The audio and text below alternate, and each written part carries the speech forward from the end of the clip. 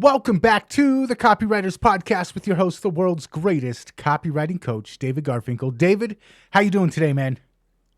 I'm good, Nathan. How are you? I'm fantastic. For the listeners that haven't been keeping track, this is episode 365. If you started listening at episode 1 today, you'd have a full year's worth of content before you caught up to where we're at. That's exciting, man. I know it's a real milestone. It is. And because it's such a milestone, I checked out the notes. You've got a great show lined up for us, so I want to just jump right into it. Okie dokie. Well, let's do it.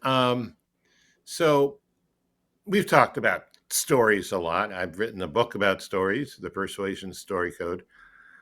And once you can start using stories effectively in your copy, you have, for all practical purposes, developed a marketing superpower. But don't stop there, because the difference between a story and a strong story can be the difference between high-test gasoline and rocket fuel. One will get you there faster, but one will get you there a lot faster and go a lot further. Strong stories are the rocket fuel in your sales copy. And we're going to talk about 5 ways to make any story stronger today. But first, we need to review the second greatest story ever told. It's a true story and worth reviewing. Copy is powerful. You're responsible for how you use what you hear in this podcast. Most of the time, common sense is all you need. But if you make extreme claims and if you're writing copy for offers in highly regulated industries like health, finance, business opportunity, you may want to get a legal review after you write and before you start using your copy. My larger clients do this all the time, and they lived happily ever after. Okay, so let's get into the 5 ways. We got a lot to cover, so without any further ado, let's do it. Okay, the first one is to use word pictures all the way through your copy. It's pretty clear to me the overwhelming majority of people who are not accountants think in stories and pictures, not in facts and figures. Add to that, they say a picture is worth 1,000 words. And I think it's also true that a series of pictures or images sequenced in the right way is not only worth thousands of words, but millions of dollars. Because a story with the artful placement of word pictures, that is, words that call up images in your mind, that kind of story will reach your prospect deeper than anything else. And see, getting a prospect to experience your product in advance may be the single best way to increase your sales. Thus, that's where the millions of dollars comes from, if you can scale. Now, let's bring in a new topic. And if you're listening or watching this podcast, baseball season has been underway for just over 3 weeks in the USA. And really, which team couldn't use a better pitcher? So I've imagined a method to train pitchers that, of course, in my imagination, is simply better than any other method out there. I'll call it, wait for it,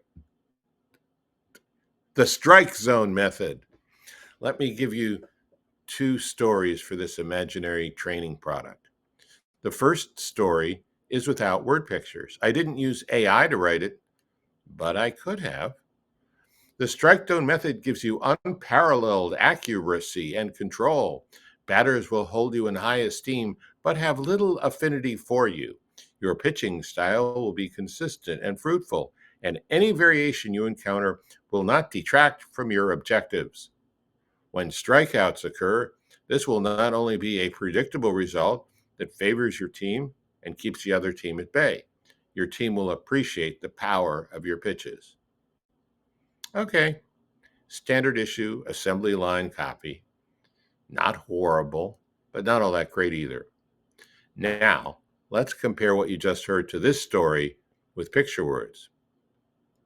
The strike zone method gives you the power to throw the ball exactly where you want it every time.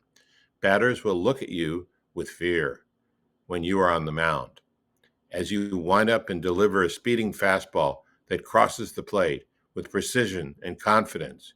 You'll never be surprised by the swing and a miss that puts frowns of frustration on the batter's face. Nor will you find it unusual that all your teammates are cheering for you, clapping their hands and stomping the ground with their feet. Notice in that second story, well, did you see anything in your mind? Did you feel anything in your body? Are you ready to buy the strike zone method for your favorite pitcher? Does anyone know a crackerjack pitching coach who can create the product? Well, that's the power of putting word pictures in your stories.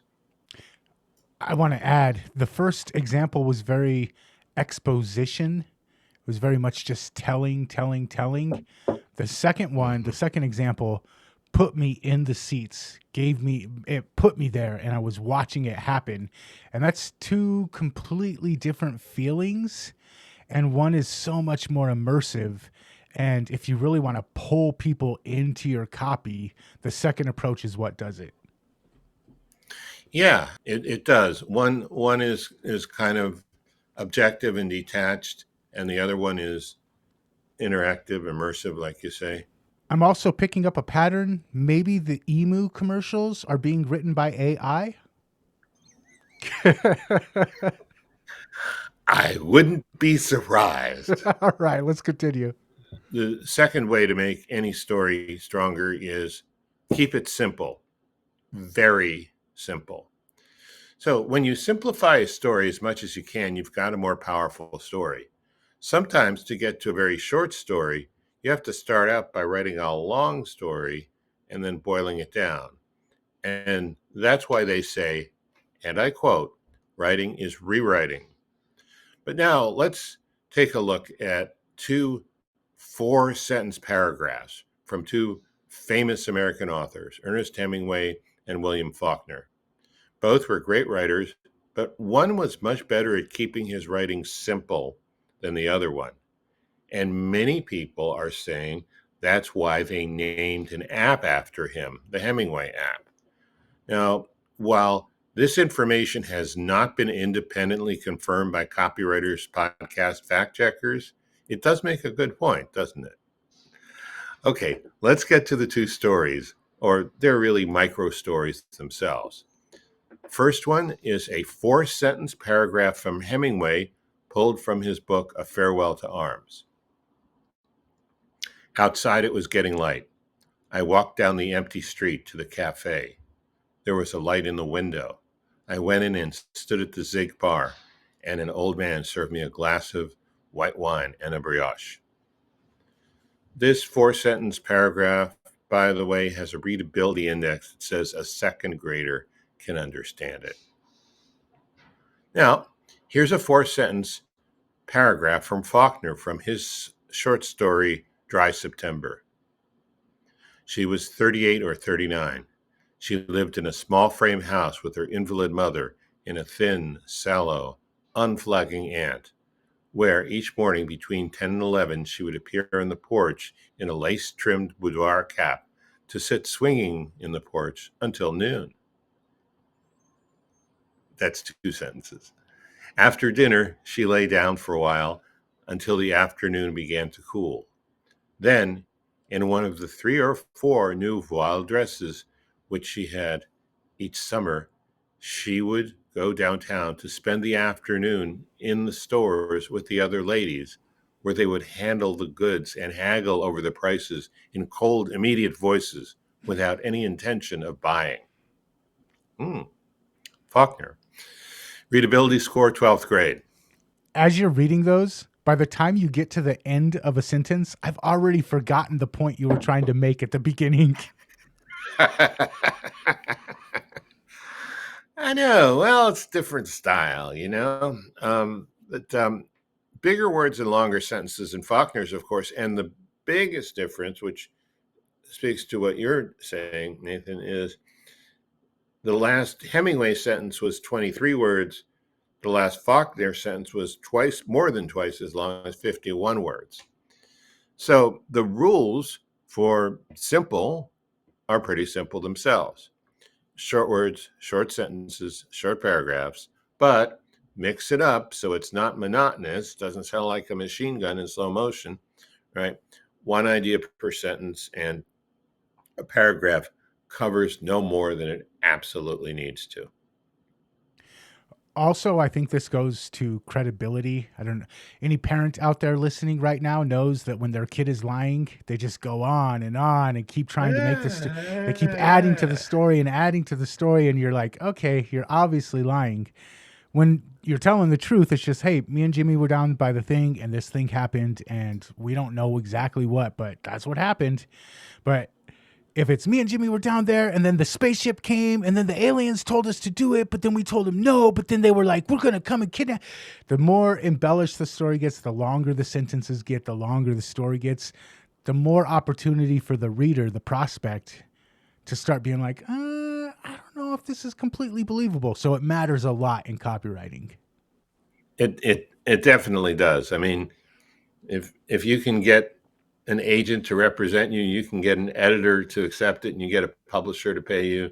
You can go anywhere you want. But I think simpler is better. But everyone's got their own preferred style for sure, right?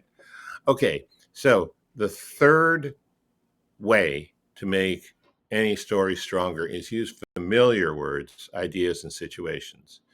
Now, you've got to watch out for buzzwords that are familiar to you, but may sound like a word from a foreign language to your prospect. So if you're in the corporate world and you're writing to people outside your bubble, don't say Wiley was unemployed after Acme Corporation right-sized.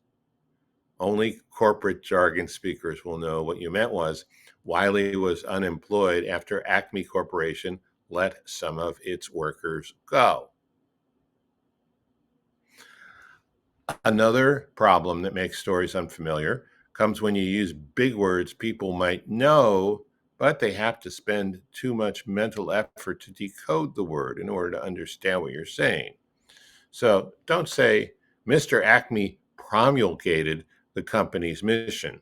It's a perfectly good use of the word promulgate or promulgate. I'm not sure how to say it because I don't use it that often. But it would be difficult for your average reader or listener to quickly grasp the meaning of what you're saying. So much better to say, Mr. Acme shared the company's mission statement with its employees. Now that we've seen what unfamiliar language looks like, let's see what familiar language looks like. And I would say you can open just about any real mega best-selling novel, Stephen King or James Patterson, or Greg Hurwitz with The Orphan X. I particularly like Jack Reacher, and here's the opening to his novel, The Midnight Line. First paragraph of the novel. Now, there's only one word in here I think that's not familiar, although it's probably familiar to Copywriters podcast subscribers since the word is a writing word. But anyway, let's listen to how ordinary the language is and how brilliantly it's put together. Jack Reacher and Michelle Chang spent 3 days in Milwaukee. On the fourth morning, she was gone. Reacher came back to the room with coffee and found a note on his pillow. He had seen such notes before. They all said the same thing, either directly or indirectly. Chang's note was indirect and more elegant than most. It was a ballpoint scrawl on motel newspaper gone wavy with damp, but elegant in terms of expression. She had used a simile to explain and flatter and apologize all at once. She had written, "You're like New York City. I'd love to visit, but I could never live there." Wow. The only possible problem word is simile. I did a readability check, and the whole paragraph is at the fourth grade level. So this strategy of keeping everything familiar in a story is especially important if you have a technical product and you tend to use a lot of industry jargon. People in your niche will understand the jargon, but if you use too much of it, it will slow down your story and dilute the effectiveness. Okay, you've brought up the concept that your copy should be like a greased chute or a greased slide. Every time there's one of those words that they have to stop and think, what does that mean? Or even worse, open up a new tab and go to dictionary.com. You've lost them. That slide ride has come to a stop. The one thing that I wanted to add about this, though, is you were talking about industry jargon. One rule that I kind of have, it's a fast and loose rule, but it's still kind of a rule. The more awareness level the target market has, the more I can get away with industry jargon. But if they're at the very beginning of the awareness cycle, I try to stay away from industry jargon as much as possible. So it's kind of like there's not a one size fits all rule for it. It depends on where the reader is at. Yeah, that's a great distinction. I never thought of that, but it seems like it would be absolutely true. Appreciate that. Okay, let's do number 4. Make your story as relatable as possible. Hollywood knows how to do this better than anyone else, and that is make a story relatable. We may never learn to do it as well as they do, but we can learn from them. So let's start by looking at what Hollywood routinely does, both in movies and on TV shows and series. Did you ever notice how in some of the most esoteric and far-flung plots, even in sci-fi, there are anchors of family, nostalgia for a past we can all relate to, or something about a non-family relationship that reaches across the divisions in our world to make a story something we can identify with, no matter how different the characters and situations are from the ones we're familiar with in our own lives. Steven Spielberg is a master storyteller in many ways. Listen to this description from his old movie, E.T. the Extraterrestrial. So in the first 8 minutes of the movie, we see a spaceship full of aliens who have 4 fingers on each hand. They're not very relatable. But then, starting in the 9th minute, the aliens fade out, and we're in the kitchen of a Southern California suburban home. 5 10-year-old boys are using dominoes and painted characters to play Dungeons and Dragons on the kitchen table, which is also covered with soft drink bottles and empty potato chip bags, just like you would see at the time in any number of suburban kitchen tables across America. And this was 1982, before video games had taken over. That image, that action is easy to relate to. Kitchen, suburban home, dominoes, soft drinks, potato chips, 10-year-old boys playing a game. These are all very relatable. So here are some tips for creating relatable characters in any story. Relatable characters are determined to reach their goals and keep trying in the face of frustration. They care deeply about their own families. They take responsibility for themselves and solve their own problems. They're authentic in what they say and how they react to situations. And they persevere in spite of their own doubts and fears. When you're putting together a persuasion story of any kind, as simple as it may be, see if you can show a bit of the flawed humanity of your characters and show their admirable qualities too. Show these things not through adjectives or descriptions, but by what your characters say and what they do. Stories about ordinary people in ordinary situations with ordinary problems who discover unusually good solutions to those problems make for great persuasion stories. Okay, I just purchased the baseball pitching offer that you mentioned earlier in the show, so I'm going to throw a curveball at you real quick. Whoa!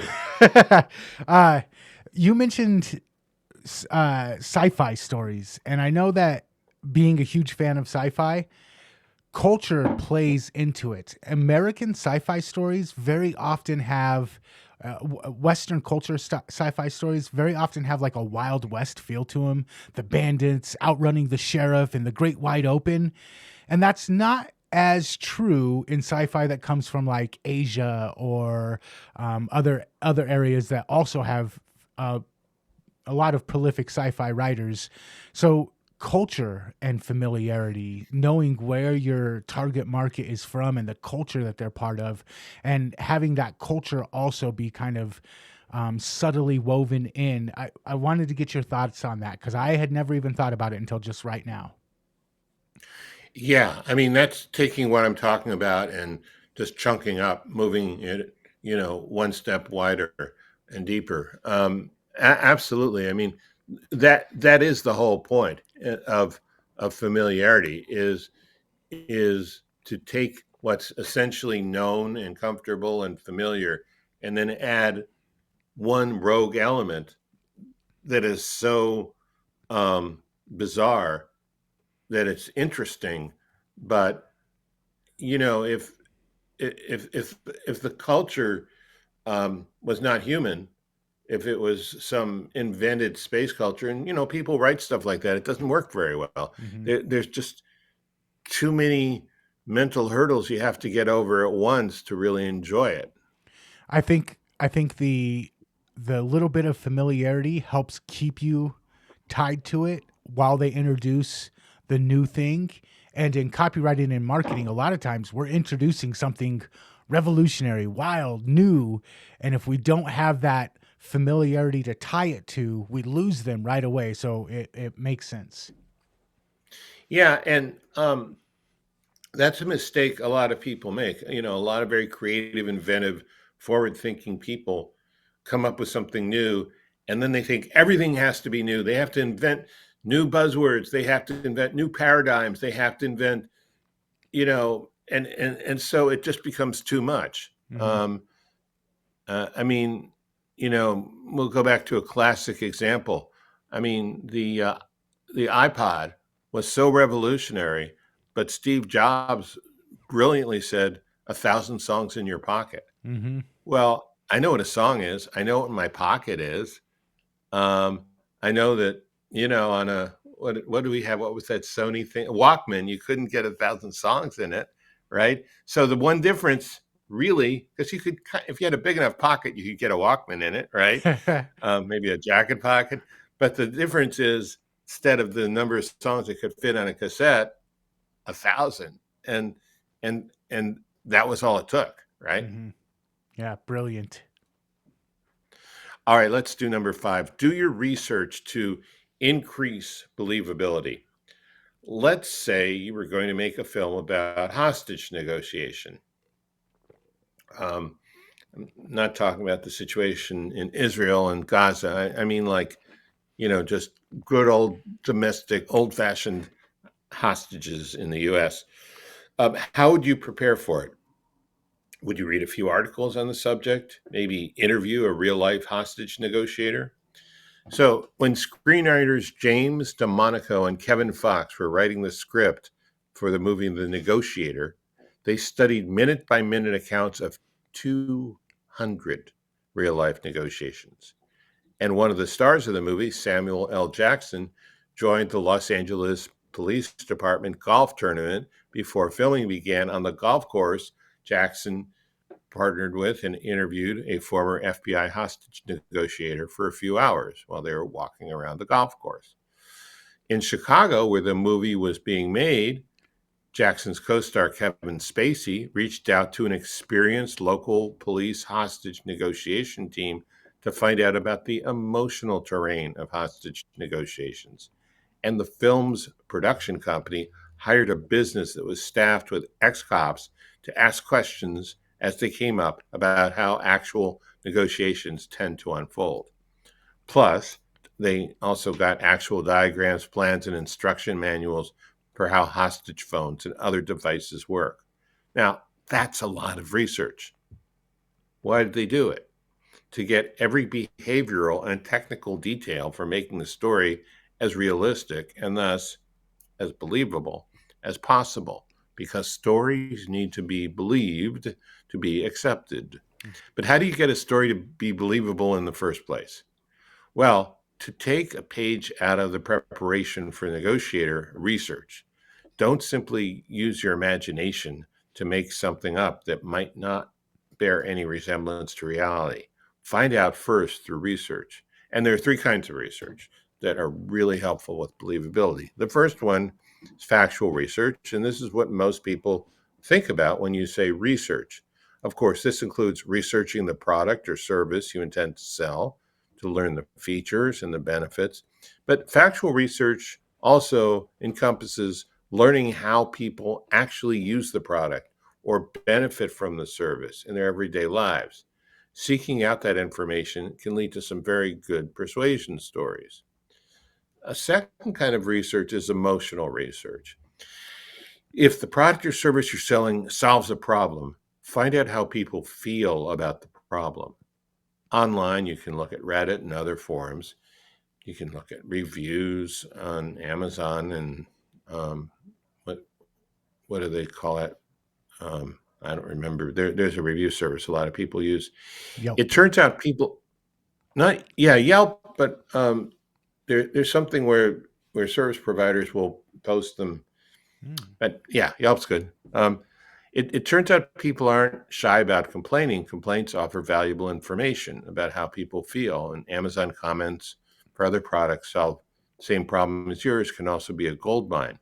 And if you're working, Trustpilot is what I was thinking of. Mm. Yeah, Trustpilot. And if you're working with a larger business that has other salespeople or customer service reps, talk to those people.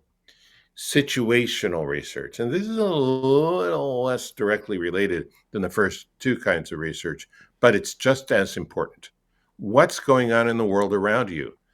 Prospects and customers live in that same world.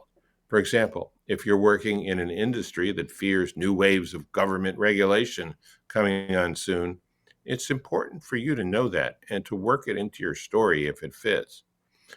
All of this research is for the same end result. As a prospect hears or reads your story, you would like to get one or both of the following reactions from them, even if the reaction is only thought but not spoken. This reaction, yeah, that really could have happened. Or, yes, that's exactly what it's like. Mm-hmm. When you put what other people already perceive as real and true into your stories, it just makes them all that much more powerful. Mm.